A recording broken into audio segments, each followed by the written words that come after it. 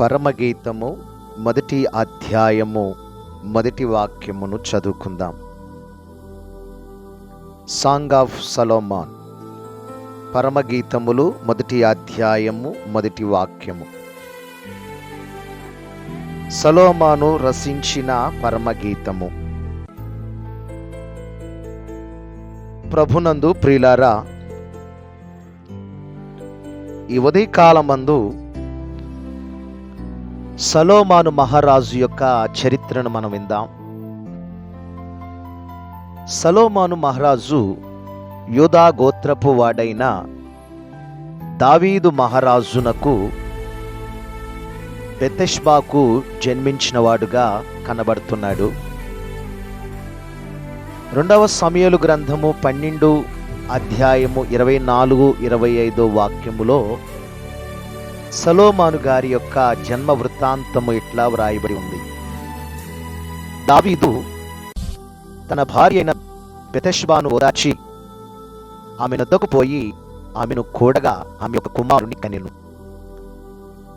దావీదు అతనికి సలోమాను అనే పేరు పెట్టెను. యెహోవా అతన్ని ప్రేమించి నాతాను అను ప్రవక్తను పంపగా అతడు యెహోవా ఆజ్ఞను బట్టి యాతిథ్యా అని అతనికి పేరు పెట్టెను. సలోమాను అను పేరునకు అర్థం ఏమిటంటే సమాధానము అని అర్థము. ఎందుకు దావీదు తన కుమారుడైన సలోమానుకు సమాధానము అనేటువంటి పేరు పెట్టాడు అంటే, దావీదు మహారాజు తాను పరిపాలన చేస్తున్నప్పుడు ఎప్పుడు కూడా యుద్ధాలు జరుగుతూ ఉండేవి. మరి విజయాలు పొందినను సమాధానముపై మరి దావీదుకు ఎంతో ప్రేమ ఎక్కువ. అందుకే మరి సలోమాను కంటే ముందు ఒక కుమారుడు పుట్టాడు దావీదుకు. అతడి పేరు అబష్షలోము. మరి అబష్షలోము అనేటువంటి పేరు పెట్టాడు కానీ మరి దావీదు యొక్క జీవితంలో అబష్షలోము ఆ పేరు తగ్గినట్లుగా అతని వలన కలవరాలు, యుద్ధాలు వచ్చాయి. అందువలన ఈ కుమారునకు, బెతెష్బాకు పుట్టినటువంటి ఈ కుమారునకు దావీదు సలోమాను అనేటువంటి పేరు పెట్టాడు.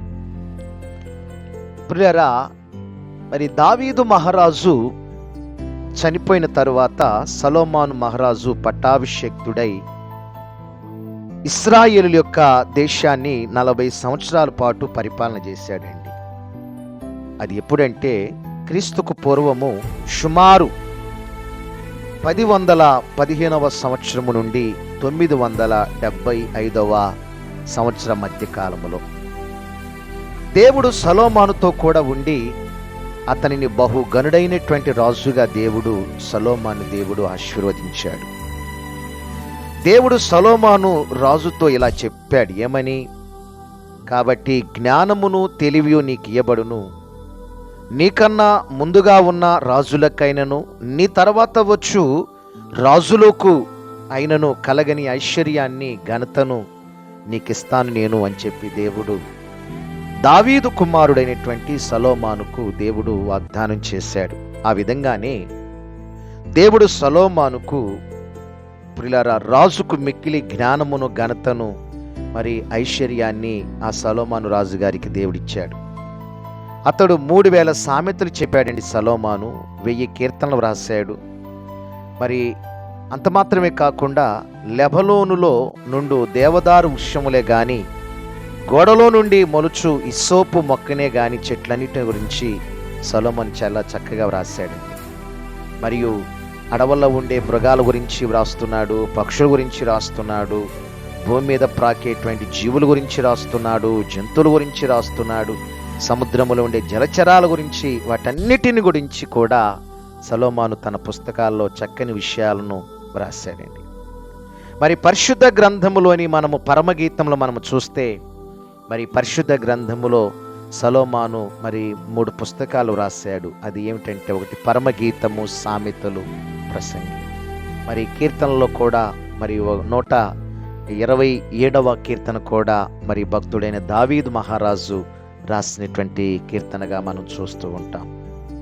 ప్రభునందు ప్రియులారా, మరి ఈ బైబిల్ గ్రంథములో సొలొమోను రాసినటువంటి మరి పుస్తకాలు మనం చూస్తే పరమగీతములు కావచ్చు, సామెతలు కావచ్చు, ప్రసంగి కావచ్చు, మరి ఈ 3 పుస్తకాలు సొలొమోను గారు రచించాడు. ఈ 3 గ్రంథాలను కొందరు బైబిల్ పండితులు ఏమంటారంటే ప్రత్యక్ష గుడారములోని ప్రియులారా ఆవరణము, పరిశుద్ధ స్థలము, అతి పరిశుద్ధ స్థలానికి 3 పుస్తకాలను పోల్చి మాట్లాడుతూ ఉంటారు.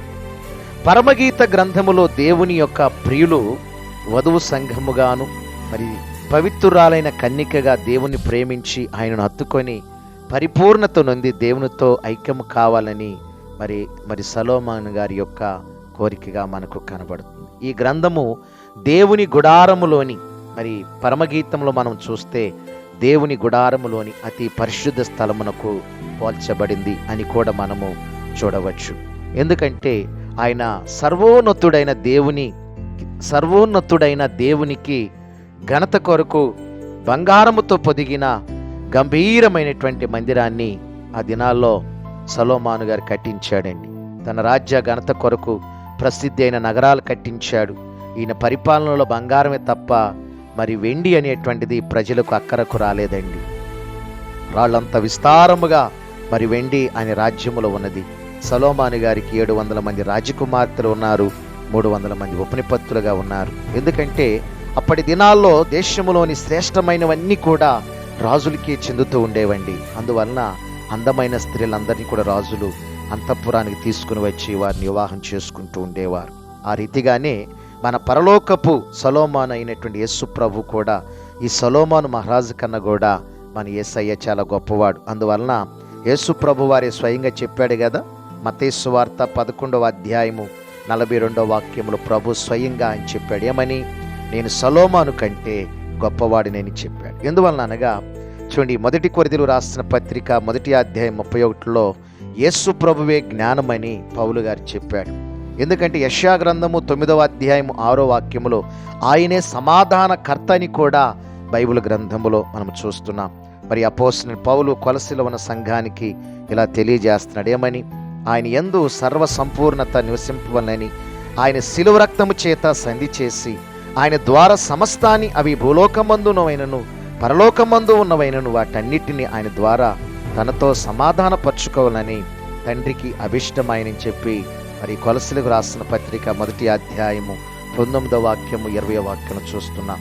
ప్రియరా, సమాధానకర్త అయినటువంటి దేవుడు సాతాను మీ కాళ్ళ కింద శీఘ్రముగా చితకగొట్టును అని చెప్పి మరి రోమాలో ఉన్న సంఘానికి పౌలు గారు మరి రోమిలకు రాసిన పత్రిక 16వ అధ్యాయము 20వ వాక్యములో పౌలు చాలా విషయాన్ని చెబుతున్నాడు. ప్రియులారా, చూడండి, ఇప్పుడు పరమగీతములు 1వ అధ్యాయము 1వ వాక్యాన్ని మనం ధ్యానం చేసినట్లయితే మరి ఇందులో 8 అధ్యాయాలు ఉన్నాయి, 116 వచనాలు ఉన్నాయి. ఇందు అన్ని అధ్యాయాలు సమానంగా ఉన్నను 5వ అధ్యాయము అనేటువంటిది ప్రధానమైనదని చెప్పుకోవచ్చు. ఎందుకంటే ఇందులో ముఖ్యమైన విషయం ఏంటంటే ప్రేమ, ప్రియుడు ప్రధాన అంశాలుగా చెప్పబడ్డాయి. పిల్లరా, ఇందు ప్రాముఖ్యమైనటువంటి వచనాలు కూడా మనం చూస్తే ఈ గ్రంథము ఒక సౌందర్య కట్టడముతో పోల్చిన ఎడల మొదటి 3 అధ్యాయాలు పునాదిగా కనబడుతుంది. 4, 5, 6, 7 అధ్యాయాలు సౌందర్యమైన గోడగా కనబడుతున్నాయి. 8వ అధ్యాయము ఒక ఇంటికి కప్పుకు పోల్చబడినటువంటిదిగా ప్రియులారా మనం చూస్తూ ఉన్నాం. ఈ గ్రంథము ధ్యానించిన ఎడల ప్రియులారా చూడండి, పర్వత అనుభవాలు విస్తారంగా మనకి ఈ పరమగీతంలో 8వ అధ్యాయము 8 అధ్యాయాల్లో 116 వచనాల్లో ప్రియులారా చూడండి, మరి ఇక్కడ పర్వత అనుభవాలు విస్తారంగా మనకు కనిపిస్తాయి. ఈ గ్రంథములో సొలొమోను మహారాజు ప్రియుడైన మరి పెండ్లి కుమారుడుగాను, షూలమితి ప్రియురాలైన సంగవధువుగా దృష్టాంతంగా మనకు కనబడతా ఉంటుంది. ప్రియుల ఆత్మీయంగా ప్రస్తుతము సొలొమోను మహారాజు రాజుల రాజు అయిన యేసు ప్రభువుకు సాదృశ్యంగా కనబడుతున్నాడు. షూలమితి మరి పవిత్రురాలైనటువంటి కన్యకగానున్న సంగవధువునకు సాదృశ్యముగా ఉంది. సొలొమోను రాజుగారు రానున్నటువంటి యేసు ప్రభు దృష్టిలో ఉంచుకుని ప్రియులారా మరి ఈ యొక్క